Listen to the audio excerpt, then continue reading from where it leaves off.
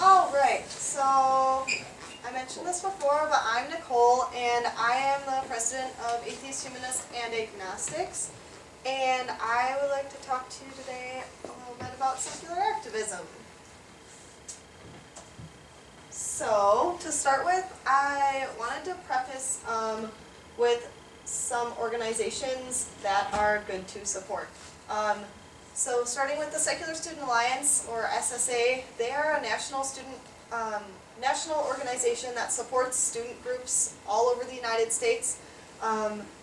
They provide funding for speakers, they provide tabling, swag such as pamphlets and stickers, that sort of thing. They also offer different kinds of programming support, so they will, help you write a press release for something. If you are, maybe you don't belong to a group, and maybe you are just a citizen, and you want to make a statement, and you want to write a press release about it, you can work with the Secular Student Alliance to do that.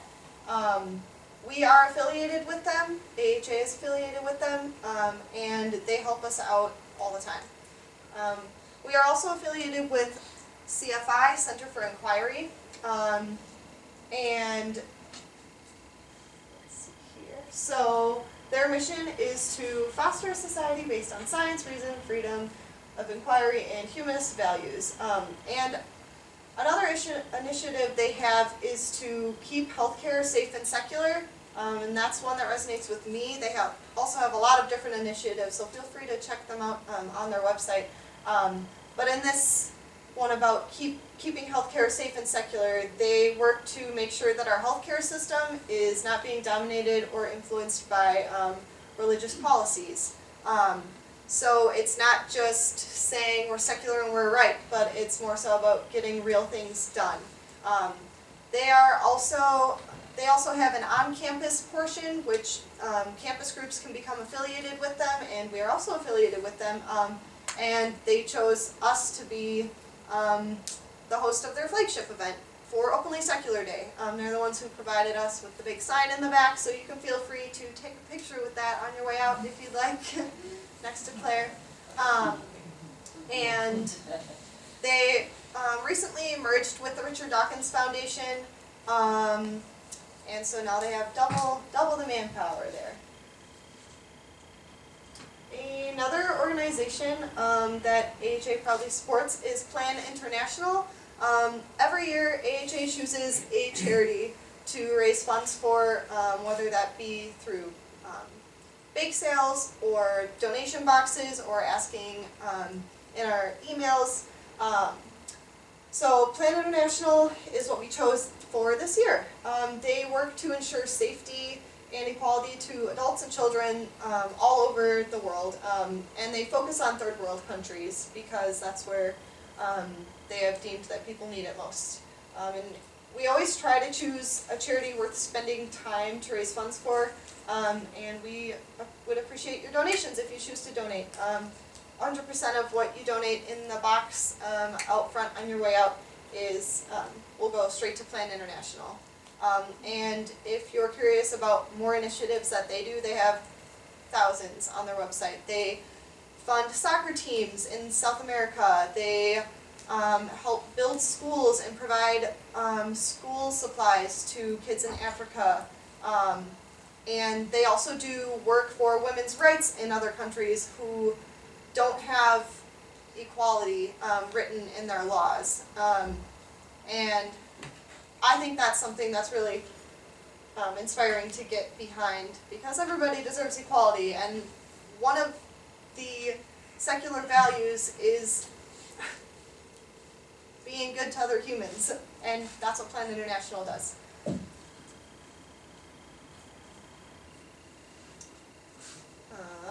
And then Outreach. Outreach is an organization that is local to Madison, to southeastern Wisconsin, southwestern Wisconsin, my apologies, south central Wisconsin. But they are the organization that hosts the Pride Parade each year. And AHA has participated in that Pride Parade multiple times. We just bring a banner and say we're secular and we are intersectional about this issue and support LGBT community. And outreach offers assistance to help LGBT individuals as well as spreading awareness of the issues that face the LGBT community, and we recommend contacting them. If you just Google Outreach Madison, you'll see it right away, to help donate or participate in some of their activism activities that they promote and host. Getting involved with this organization is a great opportunity to uphold humanist values of equality as well, especially if you're looking for something that is local and something that you can physically go out and help volunteer with.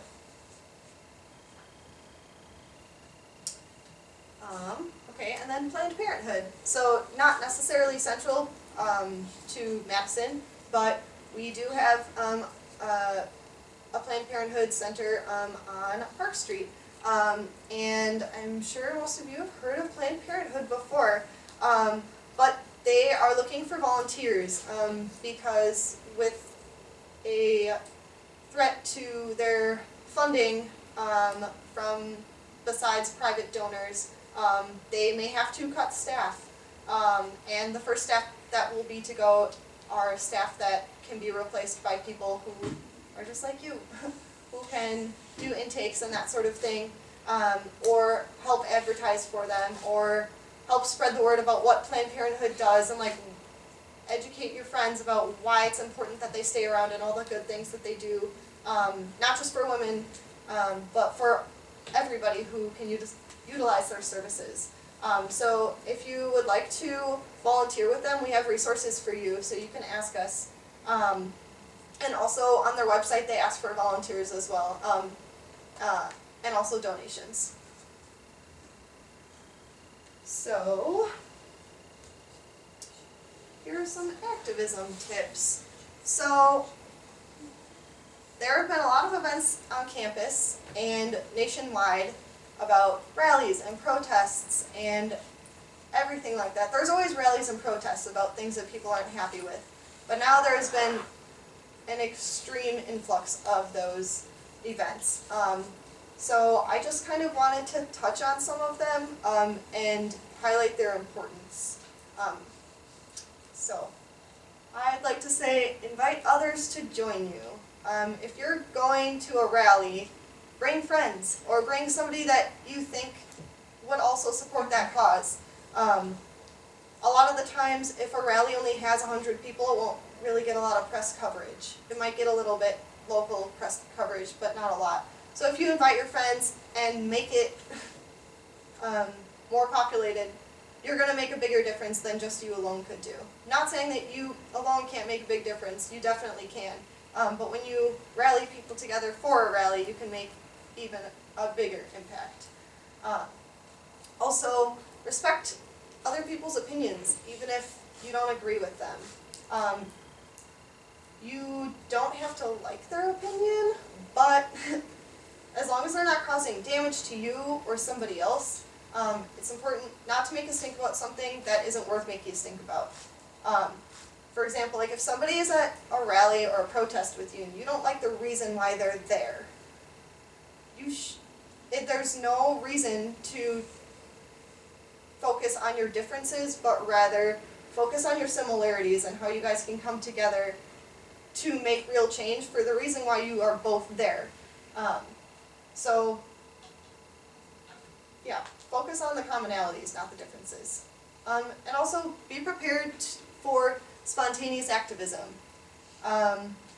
If there's a short notice protest or display, oftentimes hate isn't meticulously planned. Instead, it occurs spontaneously. But be ready. Be prepared to stand up for your fellow humans on the spot. It doesn't have to be anything planned, like a counter-protest, but try your best to be the best activist you can on the spot. And that doesn't mean organizing a rally, or speaking at a rally, or even making a sign for a rally. It could be as little as if somebody's sitting on the bus and they're getting harassed, to just do something about it. Be be ready to combat hate. Just be ready. And similarly to that, be an ally. It doesn't matter necessarily, or it doesn't mean necessarily to save the day or try to be a hero, but it's really about maximizing each other's agency. If you didn't know, agency is just the ability, somebody's ability to do something. So example, if you see somebody getting harassed, you don't have to necessarily step in and fight their harasser, but instead be a strong ally and start talking to the person, and just kind of dissolve the attack that way. You don't have to get in a physical fight with somebody to be an ally. You can just be an ally by being a good person. Just go up to them and ask if they're okay. And just try to gauge the situation. I can give examples up here for days, but I'm not ever going to touch on every situation. So just gauge what you're supposed to do. Don't step in and crush somebody else's word and agency, because they're the ones who are getting harassed. They're the ones where this matters the most to. So just try to help them out. And lastly, step up. I'm sure you all have, or most of you have seen or heard of the study where something bad is happening and nobody wants to do anything about it because everybody's just waiting for somebody else to be the first person to do something about it. That's the same for everything. If there's, I don't know, maybe like pizza or something at an event, nobody wants to take the first slice, but be the first person. Do something about it. Like, take the pizza. Be the person who calls the police when something gets out of hand. Like, don't just expect somebody else is going to do it. Because if everybody does that, there's not going to be any justice. Be the one to organize a protest or a rally. If you are really amped up about something that you think is wrong, be that person. Like, people who organize rallies aren't these, like, people who are superhuman. They're seriously normal people. So just do it. Just try it. Or be the one who offers kindness to somebody who just experienced a trauma. If you see somebody experience a hate crime, just go up to them. Don't assume that they're just okay. Go up to them and be the person who asks if they're all right, asks if they need to be taken somewhere, or if they need a drink of water. We see terrible things or uncomfortable things every day, but barely any of us are the ones to do anything about it. And I want secular people to be stamped with a good stamp, not the one that the media portrays. I want us to be the group who takes initiative. We always say that, we are fighting the norms of religion, and we're doing what's different, and really stepping out of our comfort zone because we're secular and we're atheists or we're agnostic. But just saying that, you need to do more. We need to actually do something about it. Step up and do something. Be the person that other people are like, wow, I can't believe she went up to somebody who got hit by a car. I wish I could be that person. You can be that person. And just be a humanist. Just be nice to people. And be the one who's actively trying to be nice to people too. Because we may not have a doctrine that says love one another or respect each other, but I think that we can make one for ourselves by actively doing it and actively stepping up.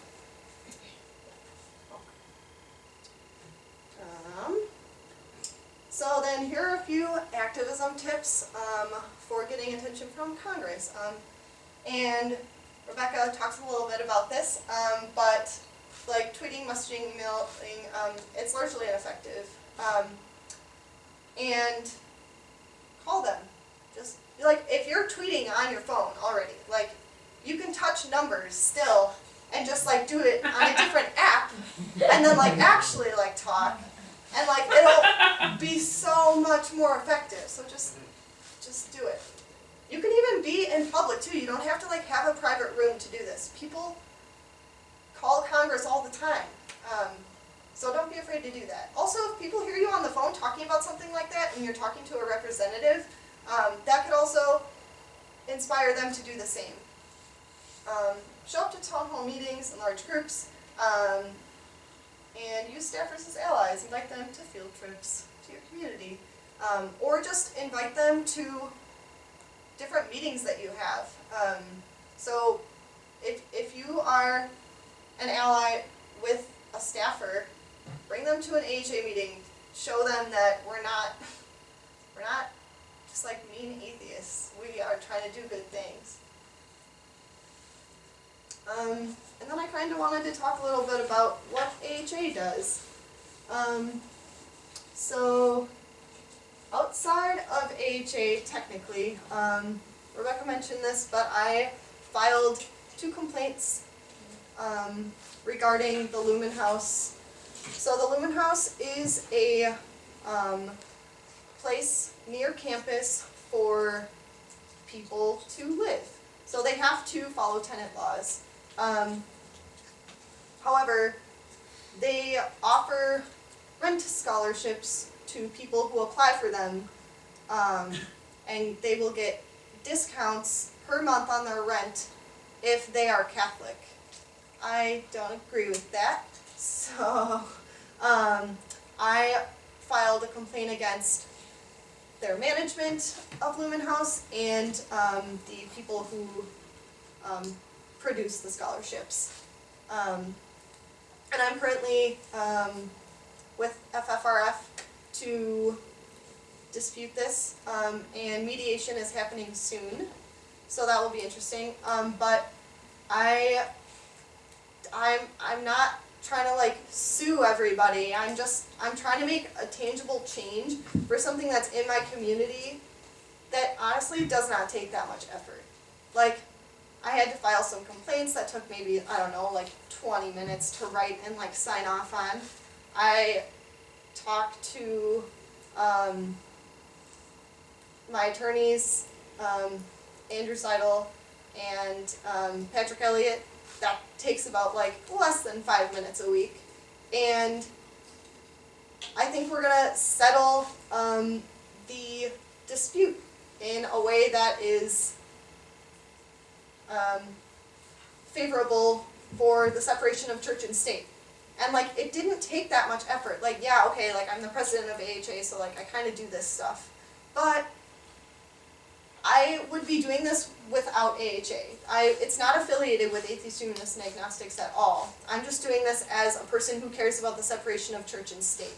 And I think that everybody can do this. Like, I can do it. Like, I'm a student. Like, I have an exam and like a lot of stuff due tomorrow. But like, just do it anyways. Like, yeah, maybe you might not get to watch like an extra episode of like New Girl every week. Like, okay. But I feel like I'm making like an actual impact. And I think everybody can do that. So, in terms of AHA specifically, so not about me anymore, so just a little bit of an overview in case you don't know what we do. We're a student org that is funded by segregated fees. So we are, our job is specific to providing programs and services to students on campus. And our funds can only be used for on-campus events and activities, which is why we do so much on campus and we don't necessarily work on a larger scale. Because our funds need to be used on campus and nowhere else.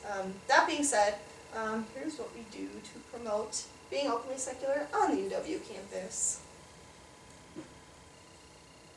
So one of our core programs is called Secular Peer Support, and we have weekly meetings on Thursdays. We hold social events such as the Flying Spaghetti Monster Dinner that will be happening on Saturday at my house. If you have questions about that, it'll be in our email, and you can also ask me about it too. And we also have volunteering events, and we try to be the best secular community that we can and support network for people on campus. So Secular Peer Support, like I said, is one of our main programs, and our weekly meetings are supposed to be an outlet for students to discuss opinions, ideas, beliefs with their fellow secular peers. So one thing that religions and churches provide is a community for people to come together, and that's what we're trying to be for students on campus. Yeah, and so that's what Secular Peer Support is. Secular Issue Awareness is our other main program. It allows us to spread awareness about secular issues on campus, and we believe that the more people who know about secularism, think critically about religion, and know about issues that secular people face, the more people will understand that we're not the stereotypes. And that's one of the reasons why we're holding the Openly Secular flagship event. And so Secular Issue Awareness is why we put up the God Graveyard signs on Bascom Hill around Halloween, because we want to allow people who wouldn't be open necessarily to coming to an AHA meeting based on the stigma that either of those terms hold, AH or A, or they're too nervous, not actually open about their secularism and don't want people to know for any reason. We want them to be able to still question their beliefs and think critically about religion, especially those who are in the process of questioning their faith, knowing that they're not the only ones who are out there. Like, we exist and we acquire Bascom Hill for a day. And we also put bus ads around Madison that say, like, don't believe in God, questioning your beliefs, you are not alone. And we want people to know, like I said, that they're not the only ones who are questioning their beliefs. A lot of people who come to our meetings are like, I'm like kind of agnostic or like kind of atheist, but I don't know, like I still like kind of hold on to my religion, and that's totally fine. And like, we want to be a place where people who are secular and questioning their beliefs can come and discuss. We also hold Capitol displays. So, like I said, like, our funding is for on campus, and obviously the Capitol Rotunda building is not on campus. However, we do this in our spare time outside of the funding because we think that it's very important. So, why do we put these in there? So, technically, the Capitol Rotunda in Madison allows anybody to put up any display that they want. And coincidentally, around Christmas and Easter time, there are a lot of religious displays of Christianity. So we are not a fan of that. So we also create and put up displays in the Rotunda each year because we believe that government officials who are supposed to uphold the separation of church and state should be representative of their people. If they're going to allow any sort of religious paraphernalia in there, they should also allow us as secular people to put our non-religious displays in there. So usually we try to put something kind of like controversial in there. So last year we said, one man died for all. Who is it? Obi-Wan Kenobi. Why is it important that we remember him? To escape the Death Star. And how does his death help us? And then it says, because he comes back as a ghost at times, and it can be quite surprising. This one was meant to look like Jesus and confuse people, and then when they see what it actually was, it was not about Jesus, and instead it was about Star Wars. But in the past we've put up displays about the flying spaghetti monster being the savior, and Game of Thrones gods got in the Capitol. But every time that we submit requests, we always try to submit more than one because at least one gets denied. One year we submitted 14 requests because we wanted to see if we could just storm it and just do pretty much like occupy the Capitol Rotunda. It didn't work, and only 2 got approved. We have a feeling it was because they didn't think that the organizations that we made up were real, which they were right. But two got through. Two got through, so it was worth it. But yeah, so that's what we do. We also hold a conference every year called Freethought Festival. It's annual and it's in the spring.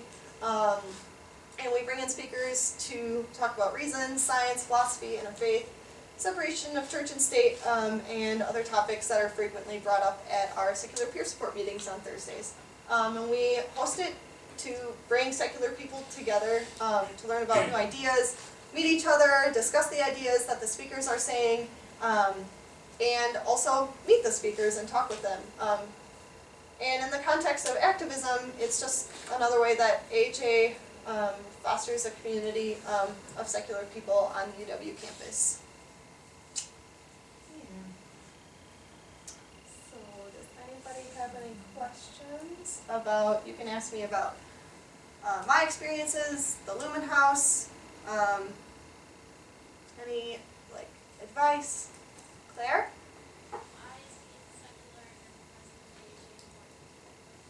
What? Oh. Could you repeat the question? Why, yeah. Why is being secular and the president of AHA important to me? Okay, so I was raised Catholic in Waukesha County, Wisconsin, which is between here and Milwaukee. And my mom taught religious education, and my dad just kind of went with it. But I used to be really into it. I was like, you know, I knew all the Bible answers. I was like really good at like coloring the pictures. I was real good. But then middle school happened, and I didn't really like it, and then I felt really, really isolated. I even like got made fun of by some of my friends, whatever. So then I didn't really have a lot of people that I could talk to about it in middle school and high school. So then I went to the University of Wisconsin-Eau Claire for my freshman year of college, and I met a group of people who were in the Secular Student Alliance at UW Eau Claire. They have a chapter there too. And they were some of the coolest people that I've ever met. They wanted to do good things. They wanted equality for people. They wanted to like have fun, but they also wanted to talk about intellectual ideas. And I thought that was super awesome. And they were also secular, and they was like the first group of secular people that I'd ever met. There were only 4 of them, but they were mighty 4 people. So like, there I was like, wait, we actually can like have secular communities? This is so crazy. Like, I want to do this. So then I actually went to a Secular Student Alliance student conference for different leaders throughout the nation. And I met people from University of Wisconsin-Madison because I was accepted as a transfer student for the next year. And I met a lot of really cool people, some of which are still here. And I wanted to keep doing good things. And honestly, like, as I went to University of Eau Claire and like found the Secular Student Alliance there, I like got addicted to leadership. Like, I can't stop being a leader. It just doesn't stop. Like, I'm like, oh, I want to be, like, I wasn't even here for that long before I was like, I want to be the president of AHA. And they're like, who even are you? Like, I want to do it. And like, now I'm like with so many other groups, and I just can't stop being a leader. And I feel like opening up about my secularism is like what allowed me to do that. Because I like didn't have to like be really afraid of like what people are gonna say, or like if I'm still gonna have friends or not. And like, here's a group for friends. Like, now I feel very comfortable here. So it's important to me to be secular and to be the president of AHA because I want everybody else to feel like they are capable of being a leader and that they are capable of finding a secular community that accepts them. Sorry for the long answer. There you go. How did your parents react to your secularism? Oh, my mom cried a lot. That was sad. My mom and I were going on a trip to France and London like 2 weeks later, and I knew we were gonna tour a lot of churches, and I didn't really like want to pray in them because I didn't want to be disrespectful, knowing that like it wasn't gonna be real prayer. So, and I was like, I'm going to a different country. I have to like respect like their values and stuff. I can't just like go there and like be this like American. And I told her, and she cried a lot and asked me why, and she didn't understand, and she was like, what did I do? I'm like, you didn't do anything. You taught me like all about Catholicism. But I told her that I like read a book called Coffee with Buddha, and that like Buddhism seemed cooler, and like that I could like be accepted more there, because I just didn't feel like very respected in the Catholic Church. And maybe it was the one that I go to. Some of my Catholic friends now are like, it was just, you just went to a bad church. That congregation just wasn't a good one. I'm like, well, that's the one that happened. Like, I don't know what to tell you. So my dad didn't really care that much. He like never talks to me about religion. I don't even have to ask him not to talk to me about it. He just doesn't. He practices it, but I don't think he actually really cares about it that much. He doesn't really do anything Catholic outside of going to church. So I feel like he would feel like a hypocrite if he talked to me about it. And my mom has been very understanding now. She was really upset when I first told her, but now, like, they both know I'm the president of AHA, and they're both like, well, it's like, how is AHA doing? Like, they're very supportive. And my mom has actually stopped telling me that she'll pray for me, and instead just says, like, that I'm in her thoughts. So she's, like, working to, like, make sure that we have an understanding. So it's really good. So I recommend, if you're not out as openly secular to your parents, that it can kind of be crappy at first. And especially if you're in middle school and you're doing that, that's like really great. But if you have a support network outside of your parents, I highly recommend telling them, because it's going to be hard at first, but it's going to get much better, because your parents love you, and I'm going to get sappy, but they do. So just tell them, just do it. And if you really don't think you can, that's fine, but I recommend that you do. Any other questions?